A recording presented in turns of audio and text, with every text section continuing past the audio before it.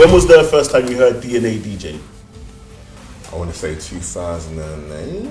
Okay. Maybe 2008. Like, I remember there was this video, the one that we was talking about earlier, and I actually remember when you brought it back to me. I was like, yeah, actually, I remember him, Grizzly, talking about this guy who DJs on a laptop. But I just remember always seeing him.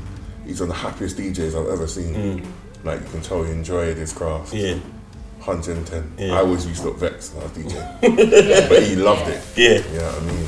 And yourself? I started with him, so I used to do his voiceovers. You're listening to the hottest DJ, DNA. He started out, like, I was with him, he was like, oh, Kenny, yo, like, I want to get into DJing, what do you think? I was like, do it.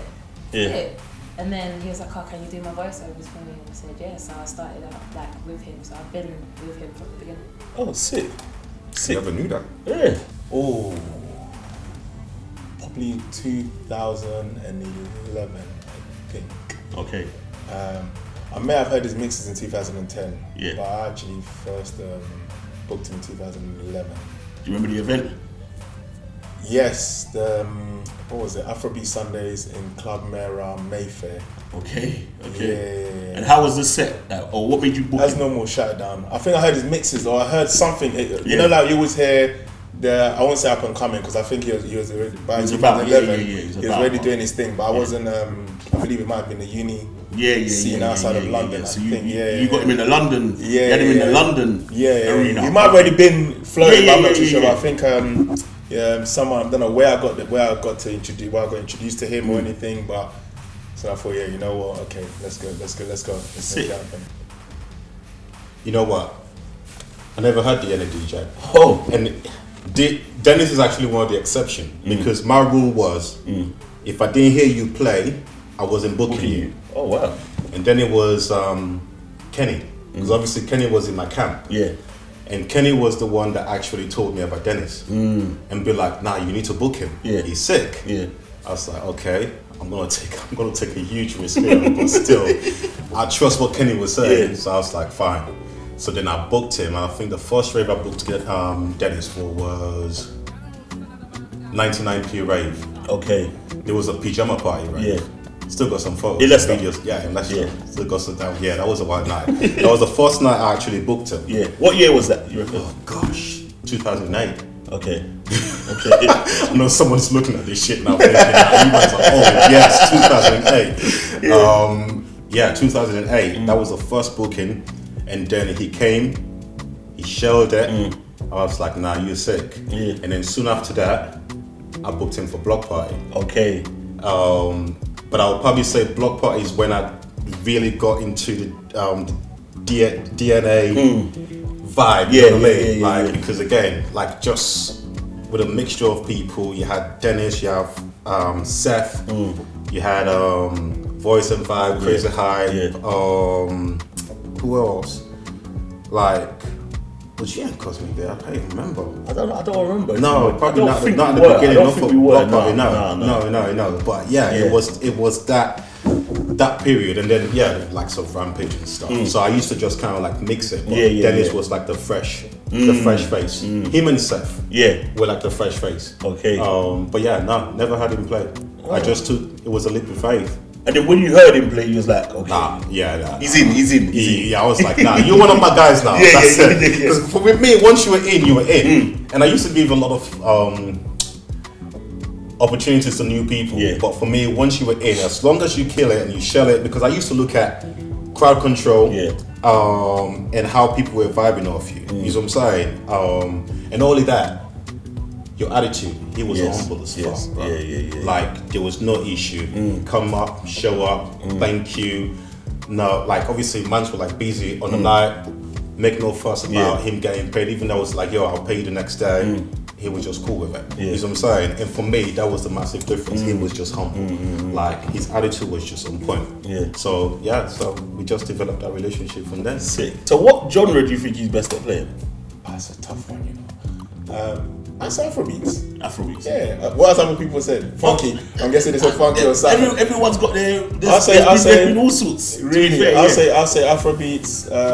Funky tears it down. The old school stuff kills it. Yeah. But I'll say Afrobeats. I think I'll stick to. If I was to pick one. Yeah, then I'll say maybe. Okay. And what do you? How he used to play Afrobeats back then.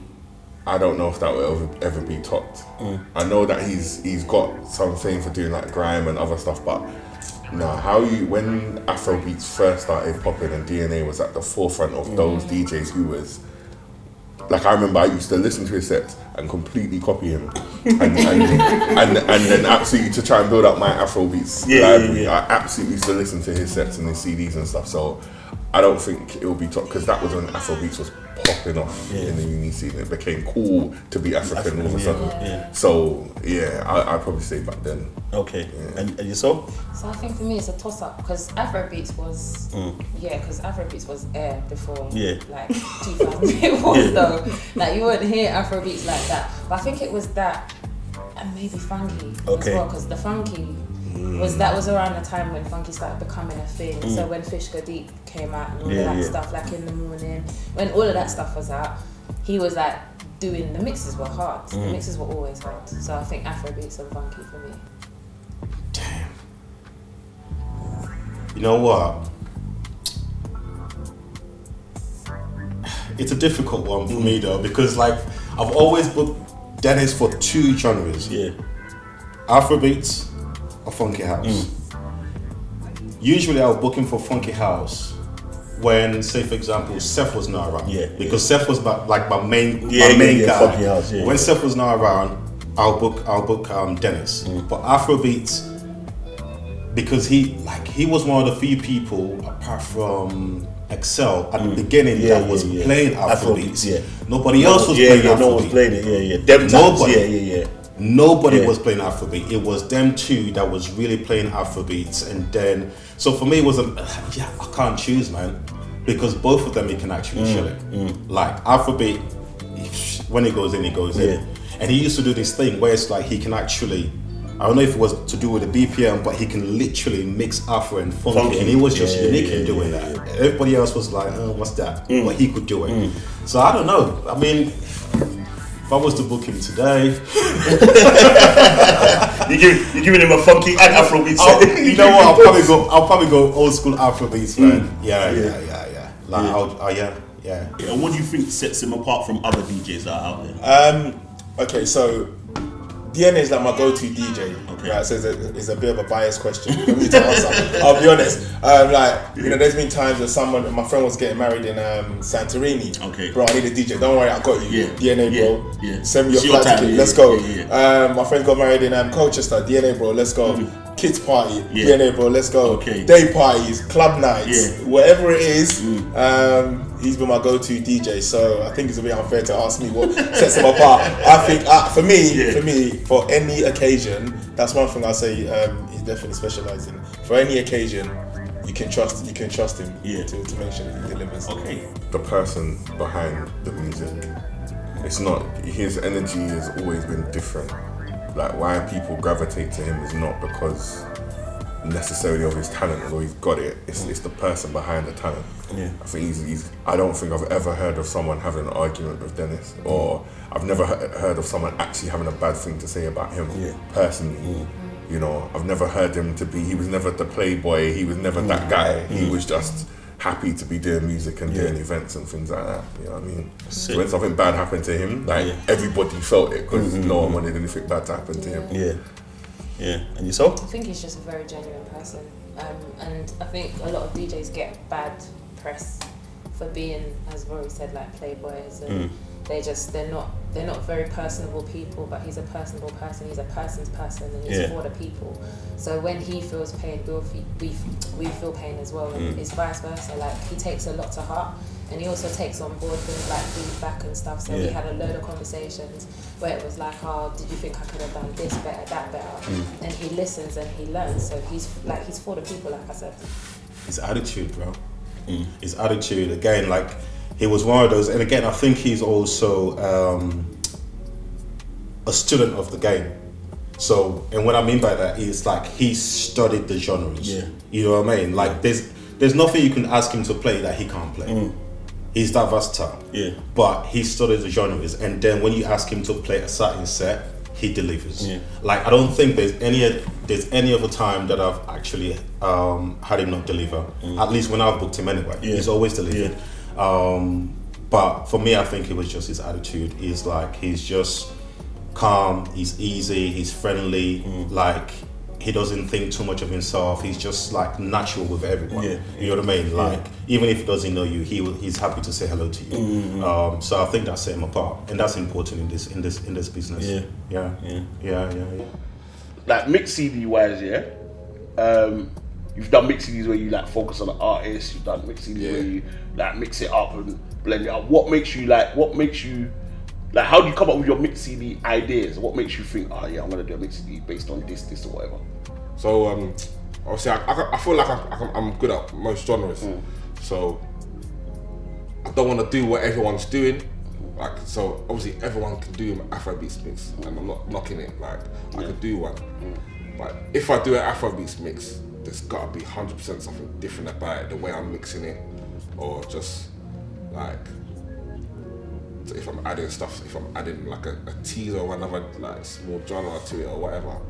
But I just when I do mixes, I have to be different. It has to stand out. I don't want to just give someone the regular. If I do a hip hop mix or R&B mix, someone else can just do that. So maybe let me give you an artist.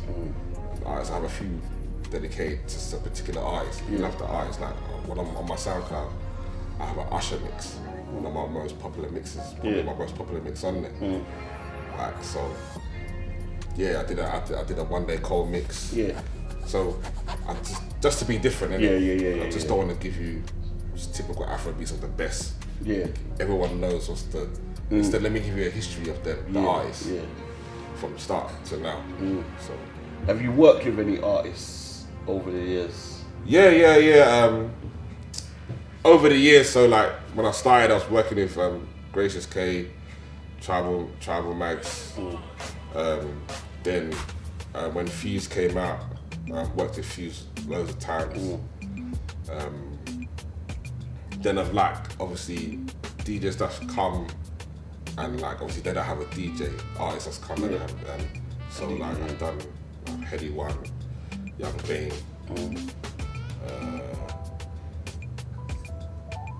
Mr. Silver, so a good few artists you've worked alongside. Man.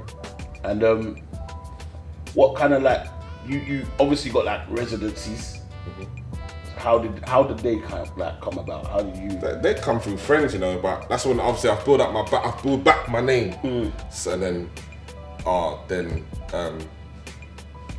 through like friends from East for the Pit Sundays back in Marlon. They just started booking me in their city events at first, and during this time I'm still with the big class. So from the uni they still recognise DNA. So when they leave uni, they go see events. They've heard of DNA still. So man, that's. And what about DJing? You've DJed obviously all over the UK, different cities, different towns and so on. What about abroad? Abroad, Greece. I don't think I've gone abroad as much as a lot of people. But I've played in Greece. I played in America, New York, and Baltimore. Baltimore was mad. Honestly, I don't think I've been abroad enough, bro. Some DJs have never been abroad for DJing anyway. Like Portugal, Ghana, Amsterdam. What's been the best one? Like best one abroad? America, bro. America. Yeah, Baltimore. Was you playing Afrobeat? Yeah. Oh, but they know the UK tunes as well. Is it? Bro, Baltimore was vibes. Like, yeah, America was vibes, man. And it's not.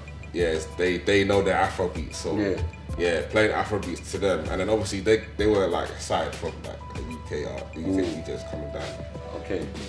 Yeah, I've been to Malta as well. Yeah. So what's like a country that you haven't been to that you would love to play in?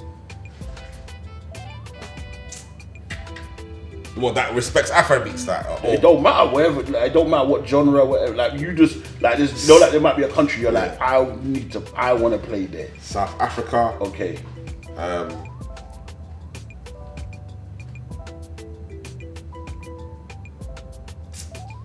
Nigeria.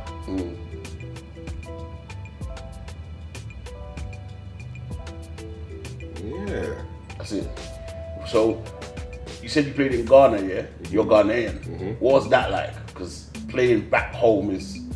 Yeah, it was an experience, man. It was an experience because when I went, I wasn't sure if they were respecting, man. The person that like let me DJ out there was calm in it, but they like the UK tunes as well. Okay. At that time, it was still a funky thing. Like funky was still kind of respected in that time. So yeah, man. Nah, they were dancing, they were vibing. I would mix that the Afro beats as well with the hip life and the high life. So and then some of the Zonto tunes. So and then yeah, man.